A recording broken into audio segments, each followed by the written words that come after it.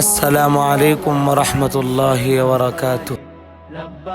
মারকাজুত তাকওয়া ইন্টারন্যাশনাল বালক বালিকা মাদ্রাসা সম্পূর্ণ পৃথক বালক বালিকা শাখা কুরআনের ভুবনে আপনাকে স্বাগত। এখন তুলে ধরছি আপনাদের মাঝে অত্র মাদ্রাসার হেফজ বিভাগের কিছু দৃশ্য। সবাই তাদের জন্য দোয়া করবেন, আল্লাহ তাআলা যেন তাদেরকে ভালো হাফেজ এবং হক্কানে আলেম হিসেবে আল্লাহ কবুল করেন, আমিন।